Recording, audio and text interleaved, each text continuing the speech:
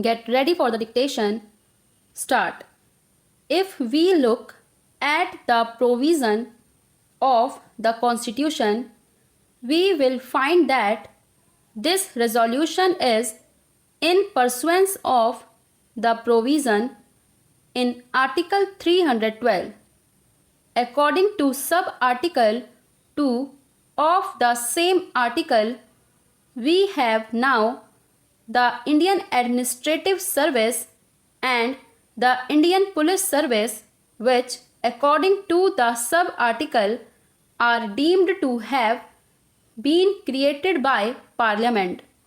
Earlier also, we decided to create some other All India services. The reasons for the creation of these services have been given by the Honorable Minister, and I entirely agree to them. One other aspect of this question I want to place before this House, and that is that the scale of pay and the prospects in the All India services will be better than those in the state services, that there will be a wider field of selection, and that the conditions of service and the scale of pay will attract better persons. We know that quite a large number of our young men, doctors, engineers, etc., are still outside the country. Though they are keen to come and serve the country, the service conditions in the state services are not such as to attract them. I hope and trust that our young engineers and others who are abroad will be attracted to come back to our country and serve it in view of the better prospects. I think that the object of creating an All India service is to supplement and not to supplant the state services. I mean to say that there will still be the state education service, although we are going to have an All India education service also. I know how the states are dealing with it. I know about the state of Uttar Pradesh. As far as education is concerned, we have got a state education service and also a subordinate education service.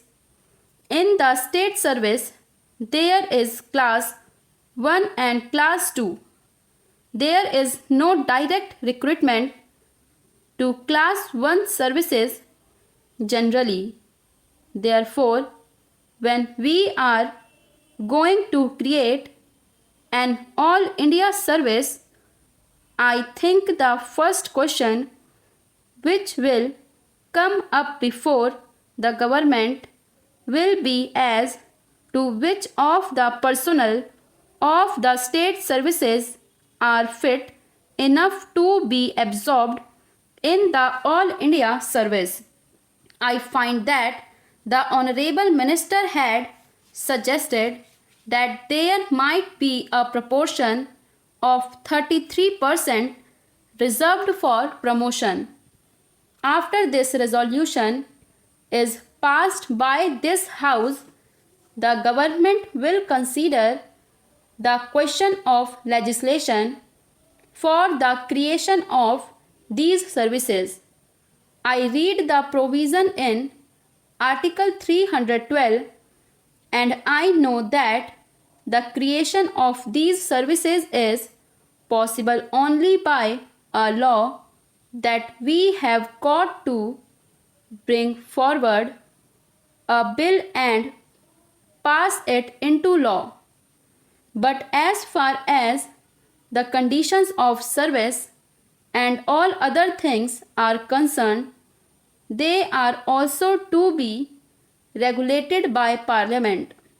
Therefore, my suggestion is that these things should be determined by rules made under the proposed Act, and the authority to make the rules should be delegated to the government in that respect, so that after everything has been gone into, a proper decision is made both in regard to the conditions of service and also the proportion for recruitment, for direct recruitment, and by promotion.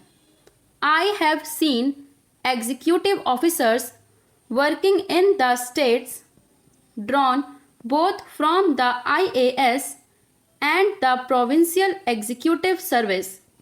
Normally, IAS officers are deputed to the states, and during their posting, they are under the control of the states. They are posted according to the recruitment of the state.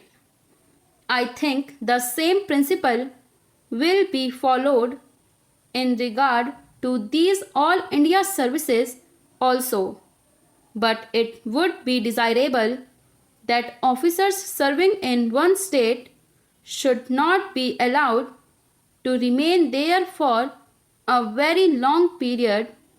They should be taken back from the state and given to another state, or they may be allowed to work in the center. But as far as the administrative control of these officers is concerned, that will be with the states.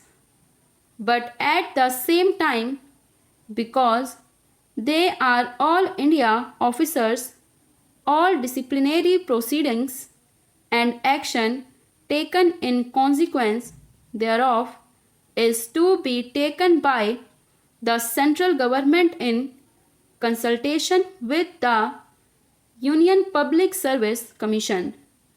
There is one thing more, and that is this.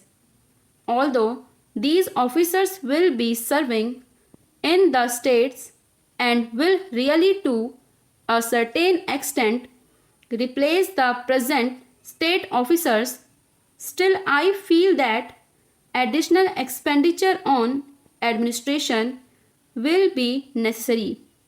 To think that it will not involve any additional expenditure is, I think, not a correct notion. The finances of the states being what they are, all the elastic resources are with us at the center. It is not possible for the states to bear any further burden.